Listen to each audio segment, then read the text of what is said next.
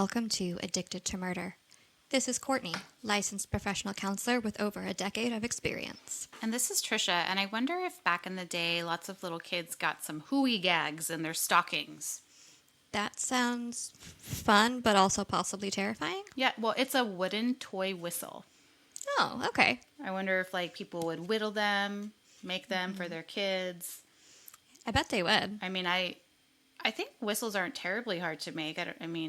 You just probably have to know the mechanics of the airflow. Yeah, it's probably just one of the first things you learn how to make, I would imagine, as a whittler, but Probably like the ones that make the train sounds. Yeah. That seem like that wouldn't be too difficult, but what do I know? Anyways, Right. Christmas stockings, it's a holiday themed Episode. case, Yeah. as they've been. Yeah, so when this comes out, it will be pretty close to Christmas Eve. Yeah, it'll be Well, no, it'll be a week before Christmas Eve. yeah, it's a Christmas Eve episode. But yeah, so we are still working on our production with our room moved around and our computer change. And we are aware that our last week's episode did have some echoey stuff happening. We've put down a bunch of blankets on the floor because what had happened was we removed all the carpet out of the pod room. And it's crazy how all of that stuff really affects sensitive microphones. Right? Who knew? Right. Hardwood floors, man. Yeah. And the walls were bare and they also have some stuff up now. So hopefully this sounds better than it did. Because we have new listeners, Courtney. What? Yes. So after all this time, we've been doing this since December 21. I know. So it's been 3 years. I still have people in my family that are like, you do a podcast?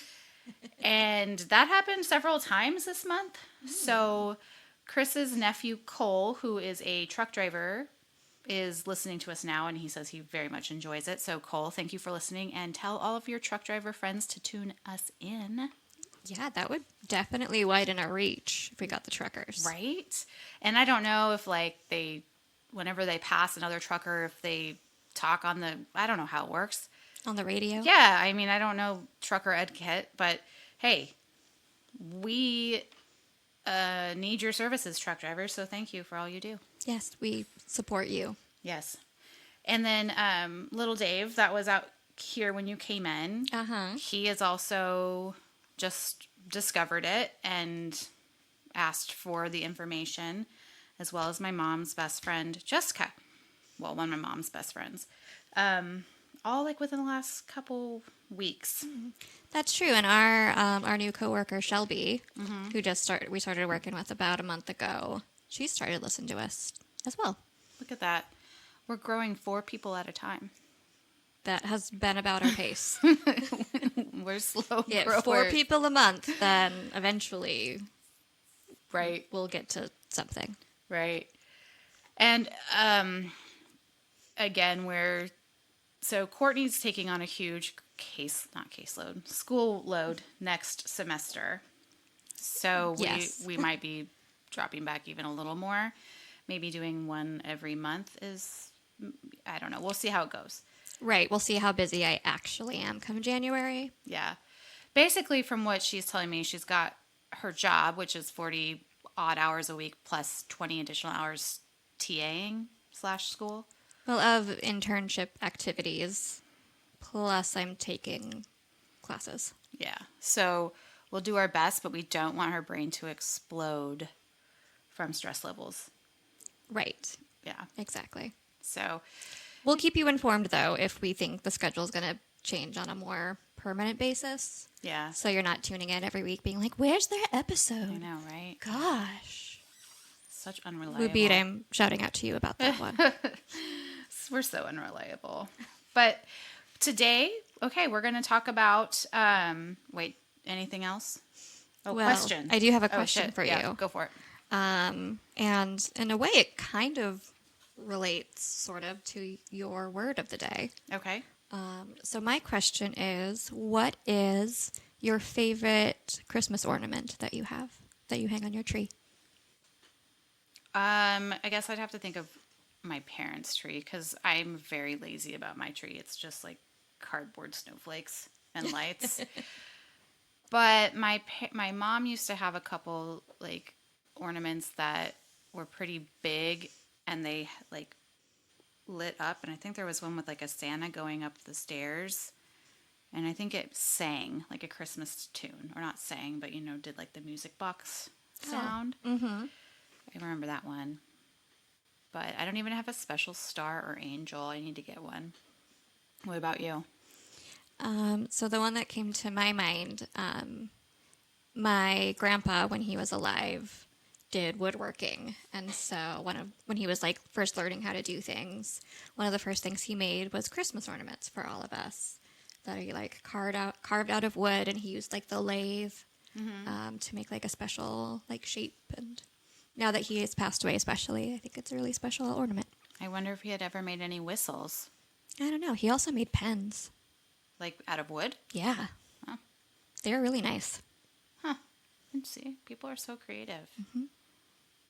Well, that was, do you like Christmas time? Or does I it do bring like you Christmas down? time. It doesn't bring me down. I think depending on what's going on in my life, I'm either more into it or less into it on a given year. Yeah, some years I'm all about decorating, and some years, like, I don't got it in me. Mm-hmm. This is one of those years for me. Just don't I'm- really have it in me, but it's okay. I'm accepting that. Did you get your tree out or no? No, we're not even getting our tree out. Oh, okay. I am going to put up some wreaths, Okay. maybe some lights outside. We'll see. But lights inside, that's more important. No, because then the dog will just chew on this. Oh. Well, I have put up a lot of decorations this year. Here and at work. So Yes, this that's is true. one of those years. But okay, good question, Courtney. So as I said earlier, we're gonna not do a serial killer. We're gonna do a holiday murderer, and he's actually a mass murderer. So Courtney, can you? And by the way, his name is Bruce Padro, aka the Santa Gunman, aka the Covina Massacre was the name of the massacre. All right, not the event his that name. happened. Yeah.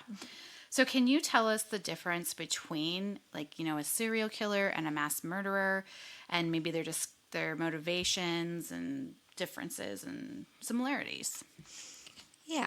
So serial killers typically target one victim at a time, sometimes a small number if you're extra special.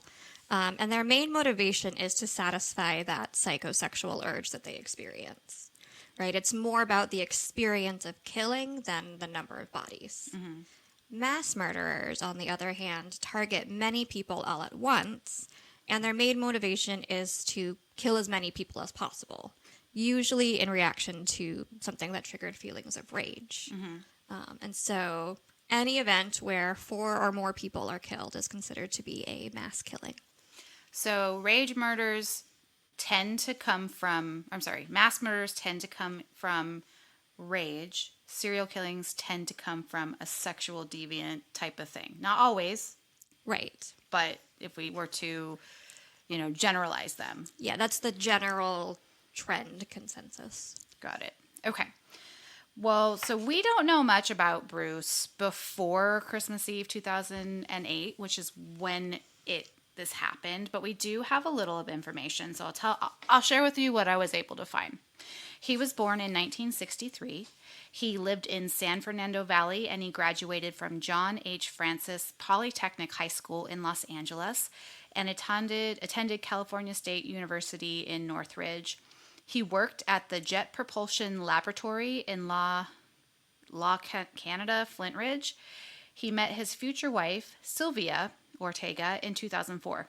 The two married 2 years later in 2006, but I guess their marriage disintegrated pretty quickly because Bruce would not open a bank account with Sylvia.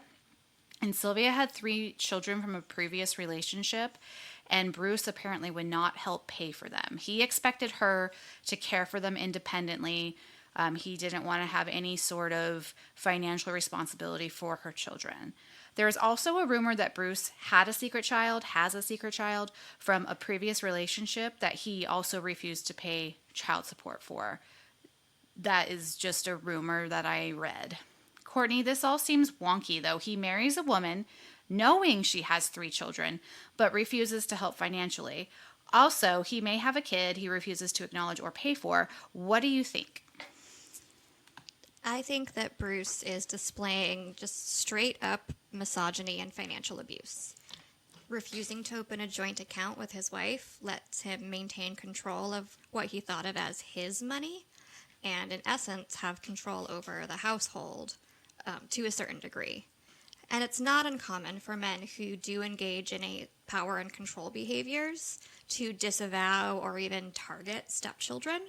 You know, a big part of power and control is related to having possession of another person. And for Bruce, like, those children were not his. He did not have ownership over them, and so he refused to be responsible for them.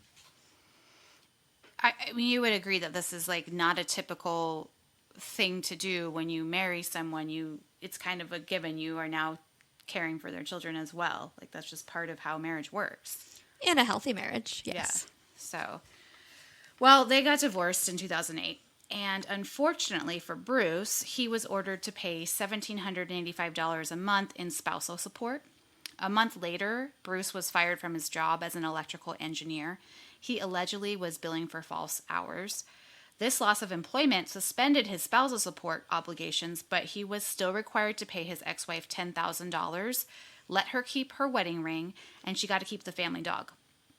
Bruce claimed that Sylvia moved in with her parents. She had no bills. She got a fancy car. She went on, fancy trips while he was, quote, taken to the cleaners. I can see, Courtney, how this resentment could build up. I would lose it too if my dog was taken from me. Well, that's because you love your dog. Bruce was mad because he was losing control of things in his life. And this is a pattern that is often observed in men who eventually engage in mass violence behaviors. He lost control of his family because his wife filed for divorce.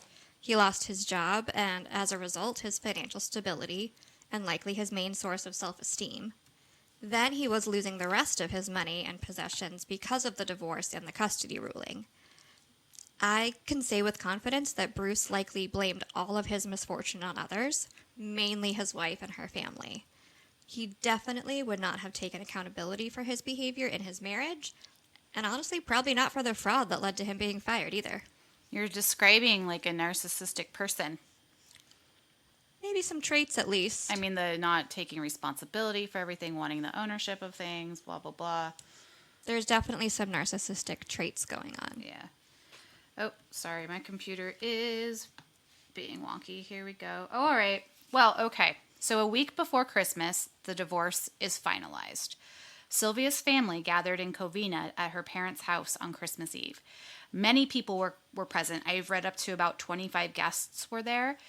Some guests were playing Texas Hold'em at the dining room table. Some were playing video games. Some were in the backyard. And there was a 17-year-old named Michael who was playing on the computer. So Bruce dressed himself up in a Santa suit, and he had a gift package in one hand when he knocked on the door at about 11:30 p.m.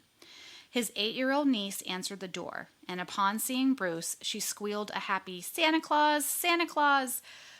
Unfortunately for her, this was not Santa, and her ex-uncle pulled out a gun and shot her in the face. Courtney, what do you think he is thinking? An 8-year-old who thinks he's Santa opens the door and he shoots her close range in the face? Bruce was thinking about causing the most damage and devastation to his ex-wife and her family. At that moment, there was no difference to him between adults and children. Everyone was at fault and fair game. Well, so this gunshot caused complete mayhem in the house, and people were running around and screaming and hiding. And Bruce just started to shoot off, one of the 3 guns he had on him. Sylvia's parents and 3 of her siblings dove and hid under the table. Charles, Sylvia's brother, recognized Bruce and shouted, "It's Bruce!" Charles' brother and then Charles were shot next. A cousin later expressed that both Charles and his brother got up and tried to take Bruce down even after they were shot, but their injuries were just too severe and Bruce was able to keep going. Letitia, the mother of the 8-year-old girl who was shot in the face, later said this, quote, "I heard the shots. Everyone started panicking and running, and we all dove under the dining room table." Courtney, can you talk a little bit about the fight, flight, freeze, faint, fawn response in hindsight, diving under a table isn't the best way to get out of this particular situation. But for many people, this was their immediate response to this stressor. When people experience intense fear and terror, the sympathetic nervous system is triggered, releasing cortisol and adrenaline into the bloodstream and preparing the body to do whatever is needed to do to survive. So this can result in different responses in different people, most commonly known and referred to as fight or flight. But as you mentioned, there are other expressions of this as well. People who have a fight response instinctively get ready to defend or fight off the source of their fear. A flight response typically looks like trying to run away from the source of fear. Freeze and faint responses are similar in that they occur when the rush of fear hormones and feelings of terror completely overwhelm a person's nervous system, causing them to be frozen and unable to respond, or in extreme cases to lose consciousness. And the fawn response to stress is most often observed in situations that are maybe a little less immediately life-threatening. Think kidnapping or hostage situations. And they involve a person attempting to appease, validate, and engage with the perpetrator. And so in this case, it sounds like Charles and his brother exhibited a fight response, while most of the family was in flight or freeze, running to take cover and then being stuck there under the table. You know, one thing to remember is that when that terror response is activated, logical thinking and problem solving is much harder for the brain to access, which is why some of those behaviors don't always seem to be logical or the best decision in the moment because it's so instinctual. Right. Like, prior to all of the lots of psychology classes I've taken, I remember being like, why would you do that? Why did she do that? Why? Even watching like the horror movies where, they run up the stairs or all of that. But in real life situations, you're not thinking clearly most of the time. I mean, unless you have that extensive CIA training where you've been conditioned to think in that type of stressed environment, you're going to just kind of do what comes first to mind. And sometimes it's not always the best thing. Right. And that's why law enforcement and, first responders, things like that, get specialized training in order to be able to manage their automatic responses. Yeah. Sometimes I wonder, I don't want to ever find out, but what I would do if I was in that situation, if I would fight or flight. I don't know. What's your response to like general anxiety? You know my response to freak the fuck out. Mm-hmm. To sit there and stew. Is there one that's just sit there and stew? I guess. That might be a little bit of freeze. Yeah, I probably would freeze. Yeah. That's probably what I would do. I would be trapped by my mind. Mm-hmm. I don't know. Because oftentimes it's obviously in a much larger sense, but what we do with small fear is typically a similar response to what we would do in big fear. Well, what's funny is like the imagined scenarios in my head are the ones that trip me up, but when things really happen, I'm not nearly as freaked out. So you've got all that practice on how to respond to imaginary events. Yeah. So I don't know. Maybe I do practice a little bit inadvertently. But all right. Well, back to the 8-year-old little girl. She had turned her head when she was shot, and that may have actually saved her life. So she was able to stagger out of the house, and her mom, Letitia, and her cousin saw her leave, and they were also to escape after her. So the 8-year-old did survive. I just want everyone to know that. She did have a tough road to recovery, but she did survive. Some of the adults could get out of the house, grabbing children along the way. A 16-year-old was shot in the back, but she did survive as well. Michael, the 17-year-old who was working on the computer, was the only juvenile who did not survive this heinous attack. Okay, the story's not over. Do you remember how I said he had a gift wrap package when he entered the home in his Santa suit? I do. Well, inside that package was a homemade bomb/flamethrower device that he had made by fusing 2 fuel tanks together. So his plan was to spray the racing fuel, gasoline, all over the house, and then he would, use a flare to start the fire and get out quickly, basically blowing up the house. Well, unfortunately for Bruce, this part of his plan failed. There was an open flame somewhere in the house, maybe the kitchen, maybe there was something on the stove, or it was Christmas time, maybe there were candles lit. Whatever happened, when he sprayed that jet fuel, the fire started immediately, and it was hot, and it was huge, and the house did explode. and Bruce did not get out on time. And this explosion is what investigators thought may have actually killed 17-year-old Michael rather than the gunshot wound. Michael's mother, Alicia, was also killed in the explosion. The fire that ensued was 40 to 50 feet high, and it took 80 firefighters 90 minutes to put it out. The victims' remains were impossible to identify without dental records. One woman was able to get out and to the neighbor's house and call the police to get, people there soon. But one woman jumped out of a second-story window and broke her ankle. And I'm going to just break down the victims. These are the fatalities. Some are from gunshots, some are from fire, and some are from a combination of the two. So Sylvia, Bruce's wife, did die. She was 43. Alice, who was Sylvia's mother, was 70, and she died. Joseph, Sylvia's father, was 80, and he died. Charles, Sylvia's brother, 49, passed away. Sherry, Charles' wife, 45, died. James, Sylvia's other brother, 51, passed away. Teresa, so James Ortega's wife, passed away at 52. Alicia, Sylvia's sister. Michael, that was Alicia's son. So, kind of almost like a whole generation. Absolutely. Pretty much. And the parents, so... There were 3 others that were wounded, the 8-year-old who was shot in the face, the 16-year-old who was shot in the back, and the woman who broke her ankle jumping out of the second-story window. Courtney? I mean, just what a horrible night for this family. It's amazing in a way that so many people were able to escape alive out of 25 that were there. But also so devastating for the survivors to have lost 9 family members in one night in such a terrible way. I did read that there was a great-grandma, Sylvia's grandma, so in Mexico, I believe it was Mexico, it was a Latin American country, that was in a hospital for something else, and they were afraid to tell her what happened because they thought the shock would kill her, so I don't think that she did. But I'm just saying, obviously this has ripple effects all over. Absolutely. Yeah. Well, so Bruce is not dead. Right? He got hurt, though. So he was originally planning on making a break for it after he had done all this. He had rented several different rental cars and parked them all over the place, including one next to his wife's attorney. And it was speculated that he was going to go get the attorney next. He had made maps of Mexico, and he had lots of supplies ready to go. He also had an airline ticket to Iowa and thousands of dollars of cash strapped to his body. The fire, or rather the explosion that he started, did not go as he planned, and Bruce, instead of walking out of the house unharmed, suffered third-degree burns on his legs and arms. Courtney, I've included a picture of third-degree burn. What are your thoughts? It just looks so painful. For those who have never seen a third-degree burn, this particular image is of a hand, and trigger warning, I'm going to describe it in a tiny bit of detail, not too much. So the backside of the hand and the fingers, they're swollen and yellow with patches of black on the skin. And it almost reminds me of like melted cheese that's been placed under a broiler.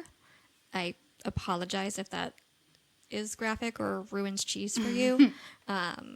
But that's what it looks like to me. And honestly, burns are one of the injuries that just absolutely terrify me. Right. There's several medical books in the office I work at, and one of them is burns specifically. And I can make it through a few pages before I have to put it away. Maybe a couple weeks later, I can make it through a few more. When I was researching this, I had heard of third-degree burns, and first degree, second degree, third degree, it's all about levels of dermis and skin and tissue that is burned away. But I didn't realize that it went to 5th-degree burns, which is burned down to the bone.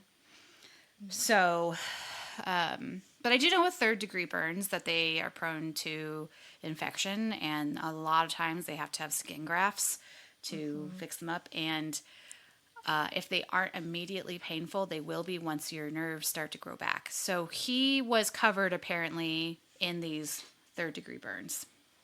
It thwarted his plans. It did. So, dang. Because of these debilitating injuries, Bruce's getaway plans changed. He got into one of his rental cars and he drove himself to his brother's house.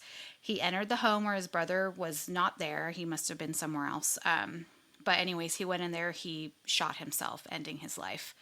When his rental car was found, the Santa suit was booby-trapped so that if you touched it or moved it, a fire would start, which would set off the 200 rounds of ammunition in the car or the suit or wherever they were.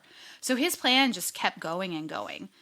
When the police searched his residence, they found 5 empty handgun boxes, 2 shotguns, a high-octane fuel tank, and a, quote, virtual bomb-making factory in the house. One source said he was also planning on killing his own mother because she sympathized with Sylvia throughout this whole marriage-divorce situation. Courtney, what do you think of this ending? How about how he was possibly planning killing his attorney and then his own mother? I'm not surprised by this ending. Bruce was not going to continue to suffer after all of this. He himself would decide that. Mm-hmm. And I'm not surprised that he may have been planning on killing the lawyer and his mother, as if they had, worked for or were on his wife's side, then they would also be to blame for his situation. So let's just talk a little bit. Psychotic break, evil. This was obviously planned out. Courtney, what do you think happened to Bruce mentally? I mean, pure speculation. We don't have much of a backstory. Let's suppose that he had survived this and he didn't suffer the burns. Do you think he would have been satisfied with his spree? Do you think he might have enjoyed doing this and maybe did it again? So Bruce very clearly, at least to me, fits the profile of what criminologists call a family annihilator. Family annihilators are almost always men who think of their family members as things they own or are solely responsible for, and kill their family when faced with the possibility of losing them or experiencing something they feel is emasculating or personally humiliating, like financial debt and losing a job and that kind of thing. Most of the time, they do not have any history of mental illness or criminal violence, but if they do have a diagnosis, it's typically depression or one of those cluster B personality disorders. Mm-hmm. So narcissistic, antisocial, bipolar, not bipolar, borderline. Thank you. Histrionic. And histrionic, yeah.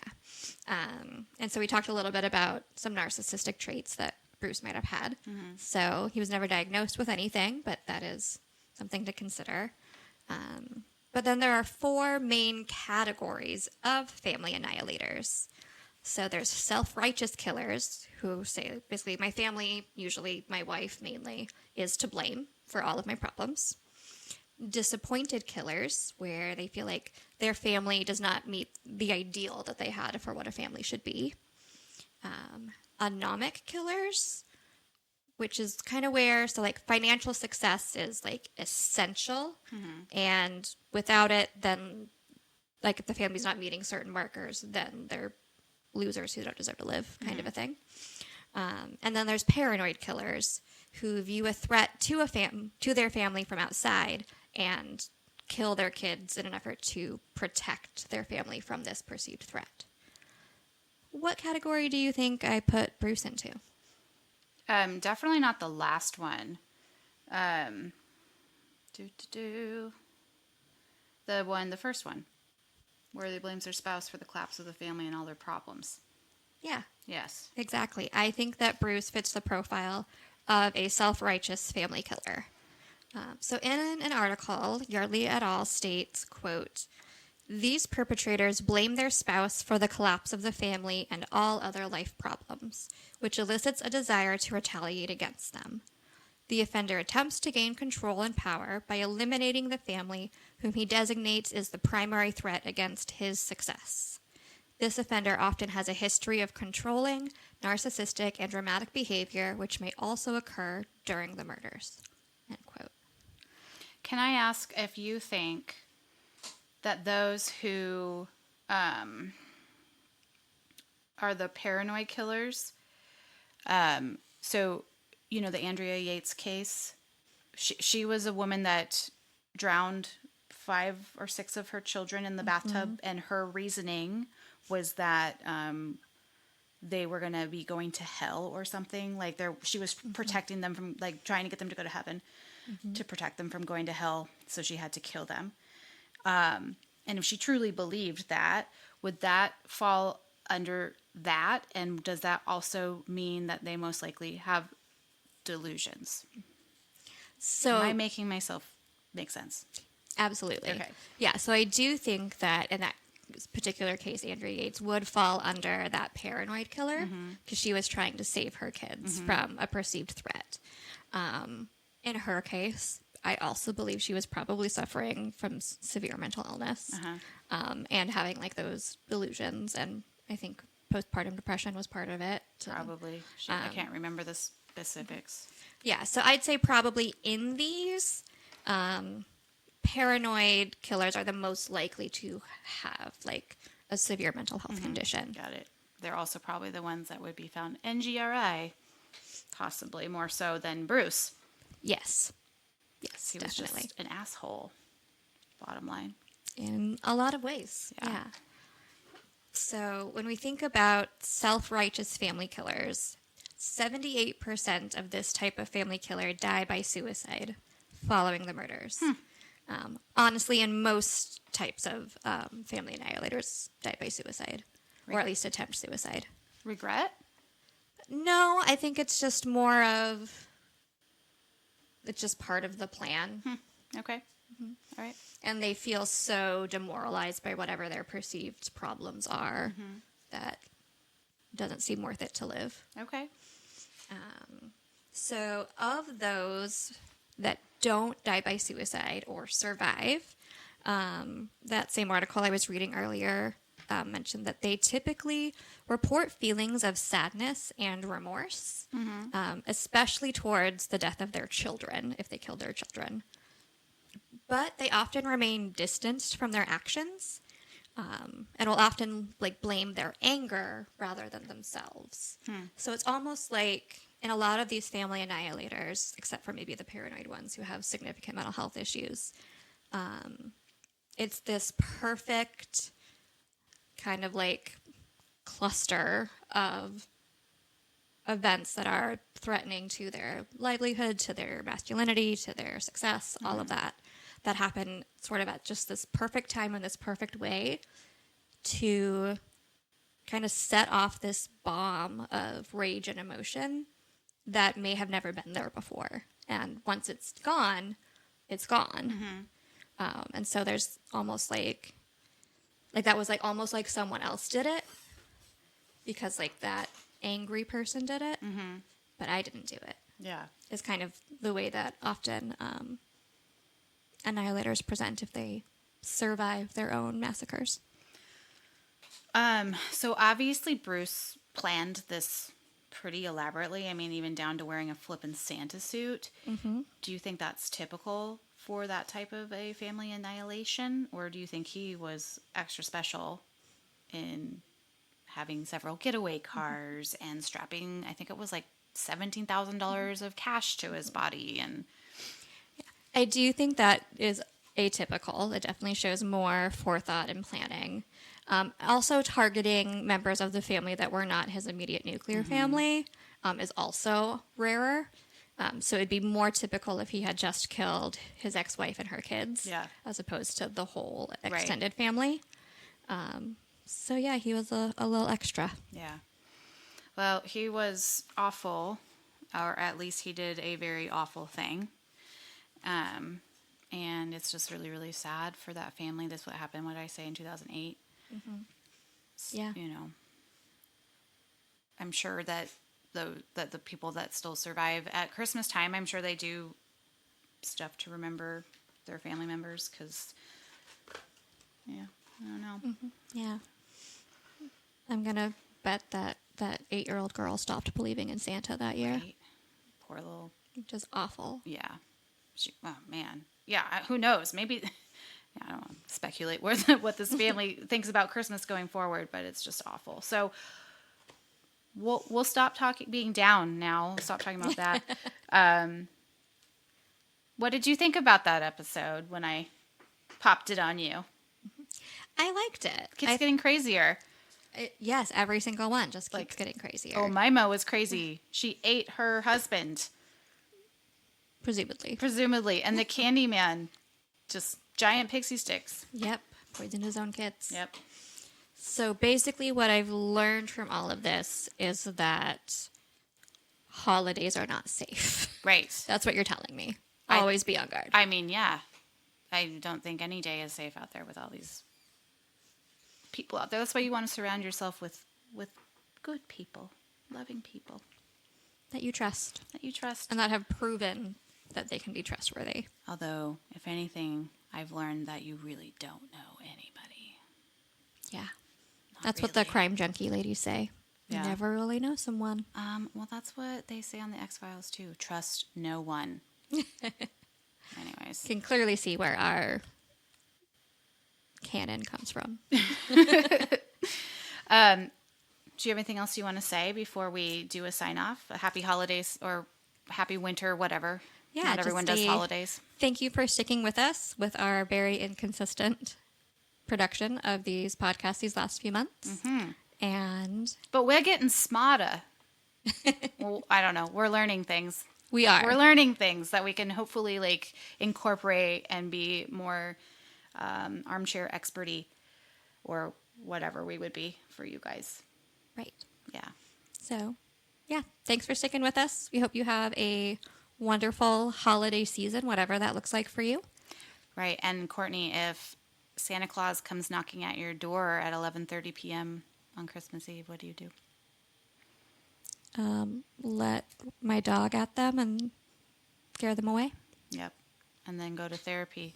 Yes, because I'll already be at home. Right. All right, everybody. Stay safe. See you next Tuesday. Bye. All of that good stuff. Bye.